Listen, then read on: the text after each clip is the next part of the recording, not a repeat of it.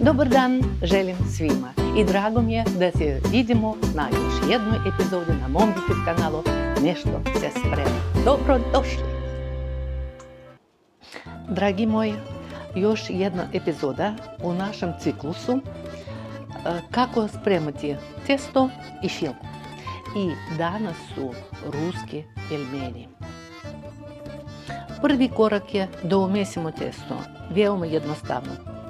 Prvo ćemo da razmucimo bjelance i celo jaje u jednoličnu masu i ova mješavina ide u brašno. Malo ćemo da promiješamo i dodajemo ulje. Na ovu količinu jedna supina kašike bit će dovoljno. I sad ćemo lijepo da razmiješamo u kašicu. A sad jako važan detalj. Sad ću ja sve to da rastrljam rukama i da nam bude kao pesak. Što sitnije mrvice, to bolje. Zato što dodajemo vrelu vodu i onda jaje neće da se zakuva. Baš u pesak, pretvorite sve to u pesak. So ćemo da razmiješamo u vreloj vodi. Lijepo ćemo da razmiješamo, da se istopi so. I sad ova vrela slana voda ide u brašno. Sipat ćemo vrelu vodu i ukoliko voda je vrela, prvo ćemo da razmiješamo sa kašikom, sa špatulom, šta god imate pod rukom. I tek poslije, kad se malo prohladi, mi ćemo mjesiti testo rukama. Eto kako lijepo se zamiješuje testo. Ono je mekano, elastično, prijatno je toplo, ali i dosta kruto. Nije pretjerano kruto, ali ipak da. Ako budete vidjeli da testo neće da prime svo brašno, na dno posude dodajte malčice vrele vode. Na dno posude. Tako malčice. I nastavite da miješate.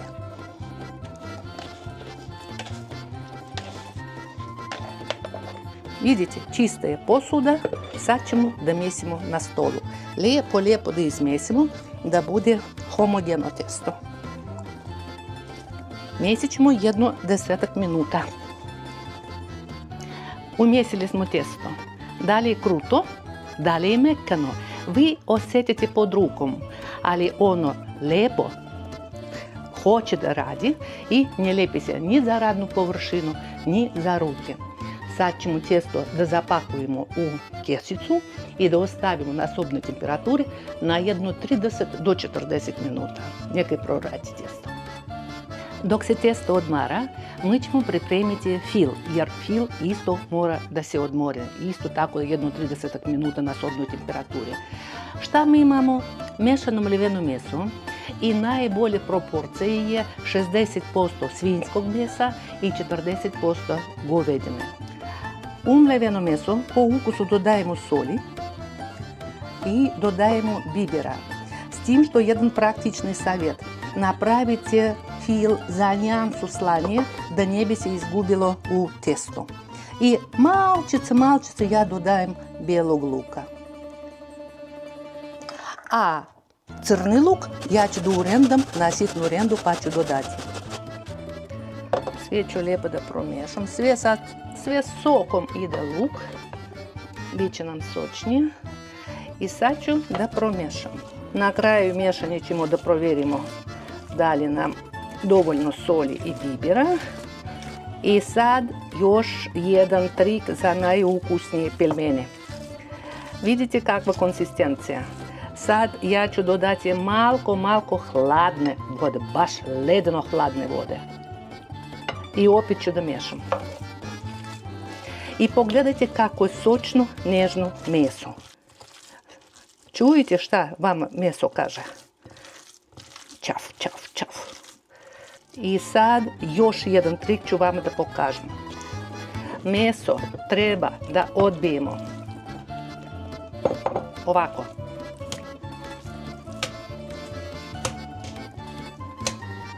Tako nježni će biti fil unutar pelmenja, unutar testa. Vidite kakva je konsistencija mesa.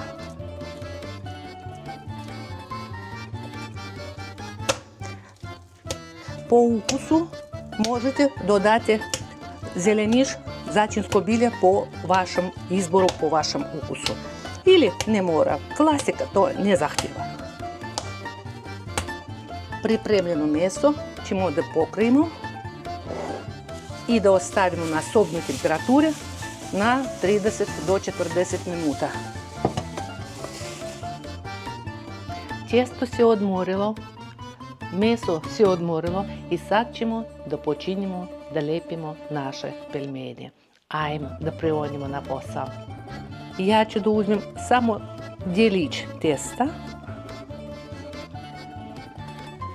Ostatak ću da premesim malko. Vidite kako mekano lepo testo. Oj, kako lepo.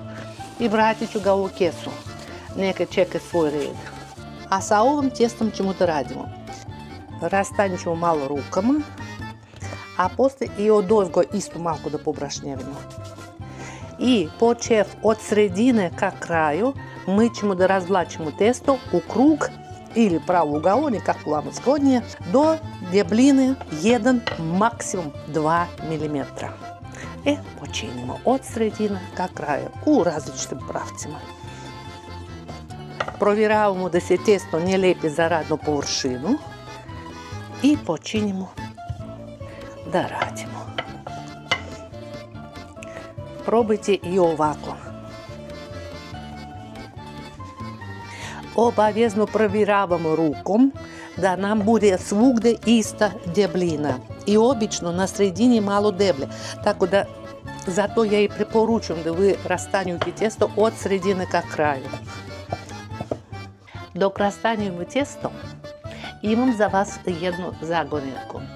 U prethodnoj epizodi vidjeli ste kako smo kuvali varenike. Sad moja zagonetka glasi: po čemu varenice se razlikuju od pelmenja? Razmislite dok ja rastanjujem testo. Evo, rastanjili smo testo. Da li se vama vidi da je ono malte neprovidno? Dobro, nije baš providno. Milimetar debljine ipak ima. Testo je spremno, sad ćemo da isječemo kružiće. Moja alatka je diametrom 6 cm. I pokušat ćemo da isječemo kružiće što bliže jedan ka drugome, da ne bi nama ostajalo mnogo testa. Evo, isjekli smo kružiće, a ovo je ostalo testo od prvog rastavljenog lista. Ja ću njega malko da premesim opet i stavit ću ga ispod onog testa što sam ja ostavila i opet ću malko da premesim. Dok mi punimo prvu turu pelmenja, testo će da se razradi. Vidite, stavila sam ovdje. Uzimamo meso pod dobru supinu kašaku i stavljamo na kružiće. I sad pogledajte, molim vas lijepo, kako treba da se spakuju pelmeni. Uzimamo kružić, da zaštipamo, da provjerimo da li je sa sviju stranu sve zatvoreno. I sad, pazite, stavljam prst i ovdje zalepimo. Pelmenj je gotov, ide na dasku.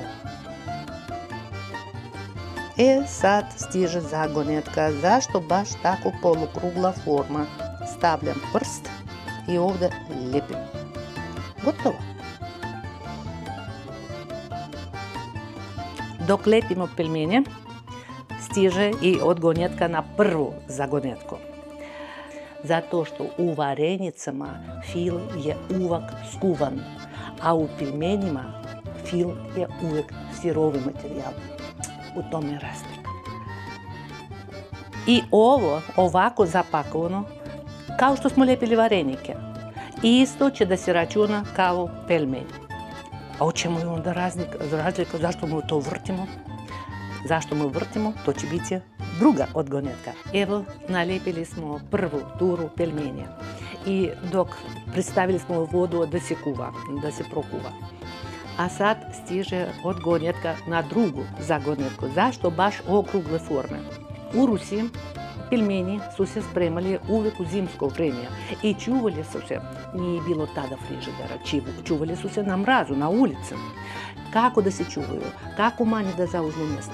Samo u okrugloj formi. A sad očekujem pitanje, a kako ćemo da služimo pelmenje? Mnogo načina kako da poslužimo pelmenje. Klasično je da obarimo. Možemo u bujonu i da služimo kao čorbicu sa pelmenima, a možemo čisto da obarimo i da stavimo na tanjir i ručkajte sa bilo kojim prelivom šta god imate pod rukom. I ketčap, i senf, i majoneze, kisela pavlaka, i rastopljeni maslac, kako god hoćete. Možete da ih skuvate na pare, možete da ih skuvate, ispržite, kao što smo spremali gyodzu. A možemo i da ispečemo kao što smo pravili julijenu. Ajmo da skuvamo pelmene. Voda provrela, vodu posolimo, stavimo par listića lovora i malko obratnom stranom kaške da provrnemo vodu. I eto tako. Sad ćemo da ubacimo naše pelmenje.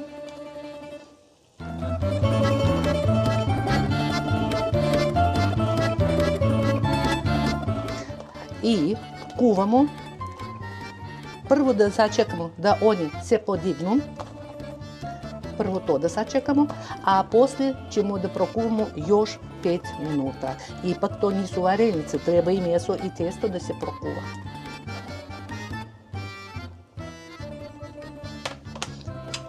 I opet još malo da provrnemo vodu. I sad od ovog trenutka računamo 5 minuta. Naspremali smo pelmenje, ali odjednom ne možemo sve to da pojedemo. I nema smisla da ih držimo u frižideru, jer potamniće zato što ima luka unutra. Šta da radimo? Ništa, jednostavno u zamrzivač. Obratite pažnju, dasku ja sam pobrašnjavila i sad ovako otvoreno na jedno 30 minuta stavljam u zamrzivač.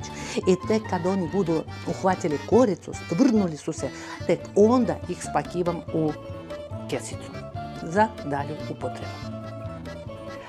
Vidite, oni su se podigli poslije 3 minuta kuvanja. Još damo 2 minuta da se kuvaju i gotovo, možemo da jedemo. Ja sam danas spremila od svinjetine i govedine junetine.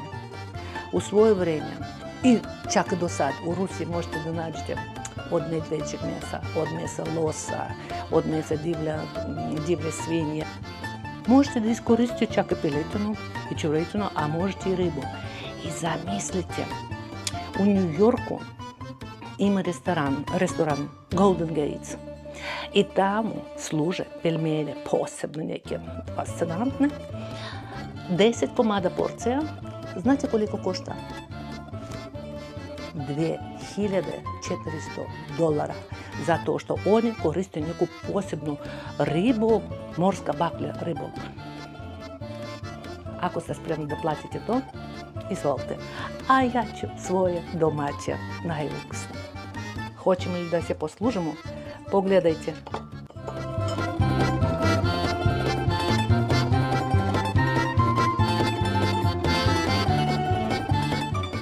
I sad hoću da vam pokažem kako je to unutra. Vidite koliko testa, koliko mesa. Ali ima i soka. Tako sami odlučite da li ćete to da ručkate s viljuškom ili kašekom, da ne biste izgubili sok koji je unutra.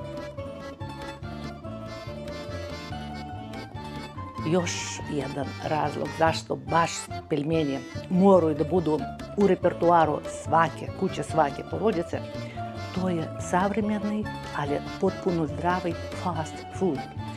Čak i došli ste u goste ili vi ste umorni s posla došli, iz zamrzivača direktno u vrelu vodu za 5 minuta imate zdravi, sitni, lijepi obrok. Svaka duša će da se raduje. spremite tako kod sebe kući, pa mi javite u komentarima. Biće vam lepo, garantujem.